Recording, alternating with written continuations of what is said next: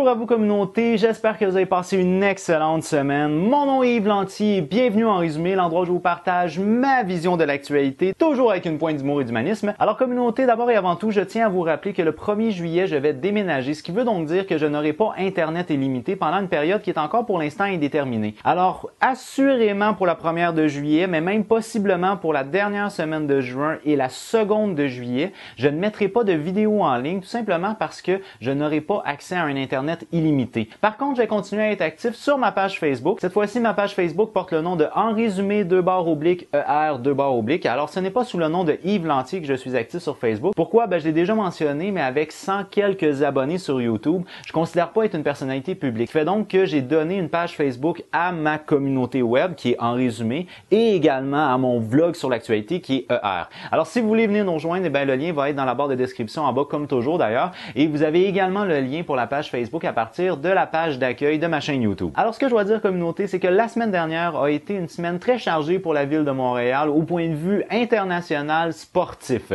Alors, c'est tenu la semaine dernière le Grand Prix de Formule 1 de Montréal sur le circuit Gilles Villeneuve. Ce que je dois dire, c'est que je suis vraiment pas un amateur de course automobile. Fait que c'est ce qui fait que je peux pas vraiment vous parler de comment ça s'est passé. Je l'ai pas écouté. Ce que je peux vous dire, c'est que Lewis Hamilton a remporté le Grand Prix. Par contre, moi, ce que je tiens à mentionner concernant ça, le mouvement féministe Femen s'est invité à la danse que je qualifierais probablement comme étant l'un des sports les plus machos qu'il y a au niveau international. Et comme à leur habitude, elles ont exposé leur poitrine avec des messages. Alors dans cette situation précise-là, j'ai de la difficulté un peu à me positionner concernant le mouvement féministe Femen qui s'attaque spécifiquement ici au cas de la Formule 1. Pourquoi? C'est parce que d'un côté, on va me dire que c'est l'hypersexualisation de la femme et qu'on vend le corps de la femme. Et de l'autre côté, ce qu'on va dire, c'est ça relève d'un choix personnel et les filles sont bien indemnisées par leur salaire. Alors je sais pas vraiment comment prendre de position là-dessus. Par contre, ce que je tiens à souligner concernant ça, c'est qu'il y a de cela un bon bout de temps aujourd'hui, on avait vu une photo d'une secrétaire du gouvernement suisse qui avait exposé ses seins sur Twitter. Et là, moi, ce que je m'étais posé comme question, c'est est-ce que c'est préférable de faire de la censure comme on avait fait en Suisse ou comme on avait fait aux États-Unis? Alors, en Suisse, on avait censuré le visage de la femme, alors qu'aux États-Unis, on avait censuré les mamelons de la femme. Alors, est-ce qu'il est préférable de préserver l'identité de la femme ou de préserver l'aspect sexuel de la femme? Alors ça, c'est une question que je vous propose, communauté, si vous avez une opinion sur le sujet. Le Journal de Montréal, lui, ne s'est pas du tout compliqué la tâche et il a tout simplement publié le visage et les seins des femmes.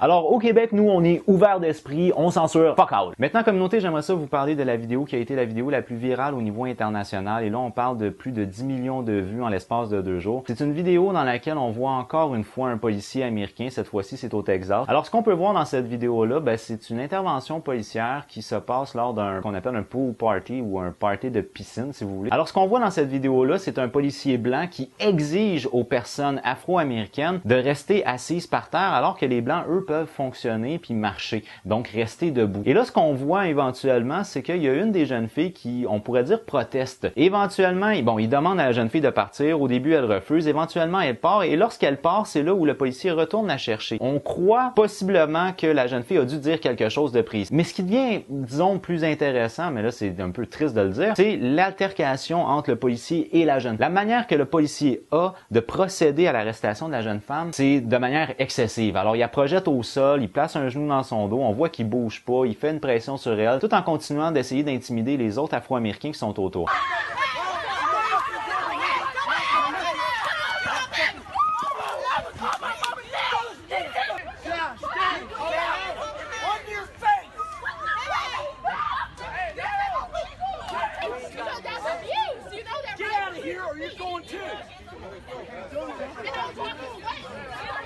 Alors, ce qu'il faut mentionner concernant ça, c'est que le policier a été très rapidement suspendu, il a même démissionné éventuellement. C'est un geste qui laisse présupposer encore une fois un élan de racisme aux États-Unis, qui est un pays qui est déjà frappé par plusieurs actes racistes de la part de policiers. Maintenant, il y a des analyses au niveau politique qui présupposent que l'effervescence des mouvements radicaux racistes aux États-Unis est causée par le fait qu'on a actuellement un président noir. Alors, est-ce que ça va changer sous la prochaine présidence? C'est ce qu'on va voir. Maintenant, communauté, un sujet peut-être un petit peu plus chaud que j'ai vu apparaître cette fois-ci, c'était sur Facebook la semaine dernière. Alors, ce que je dois dire, c'est lorsque j'ai fait ma recherche, j'ai vu que ce piratage-là datait de peut-être même début janvier ou peut-être même l'an passé.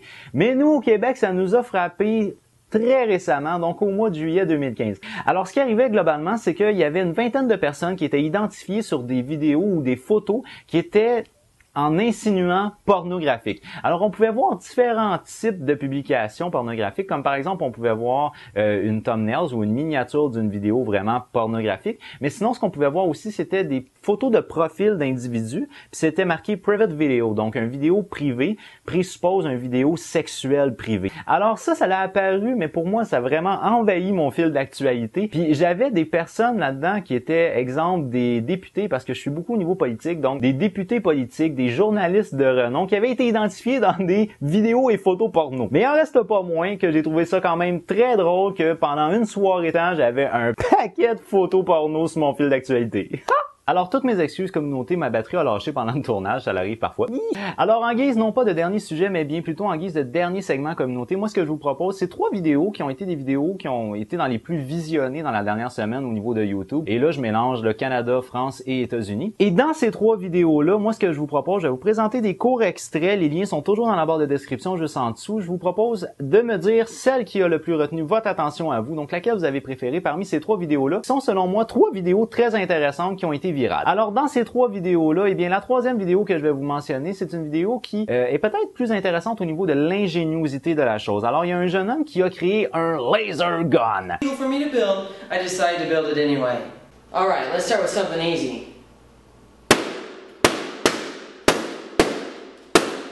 Maintenant, comme vous en doutez, peut-être fort probablement, moi ce qui m'est venu en tête quand j'ai vu ça, c'est Star Wars!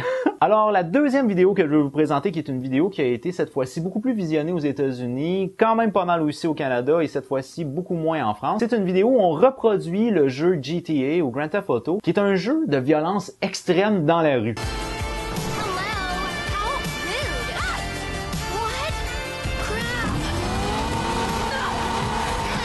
Alors, sur un point de vue esthétique, j'ai trouvé cette vidéo-là très intéressante. Sur un point de vue qu'on pourrait qualifier de humoristique, je l'ai trouvé aussi très intéressante parce que j'avoue qu'ils sont quand même très fidèles à ce qui est l'image du jeu de GTA. Maintenant, la dernière vidéo que je vais vous parler, c'est une chaîne YouTube qui fait quand même de temps en temps des vidéos sur les Minions. Mais cette fois-ci, c'était The Last Banana. Alors, ce qu'on voit, c'est un mignon qui cherche la dernière banane. Take it easy.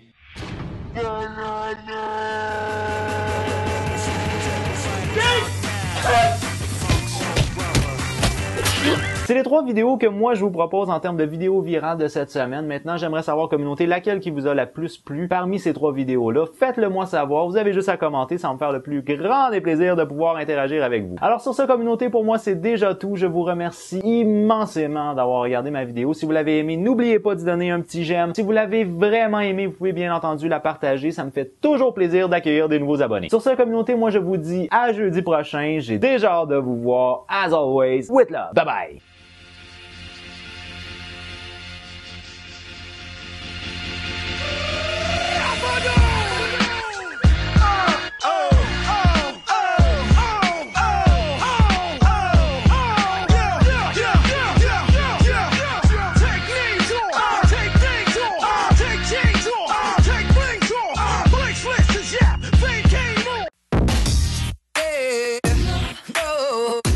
No.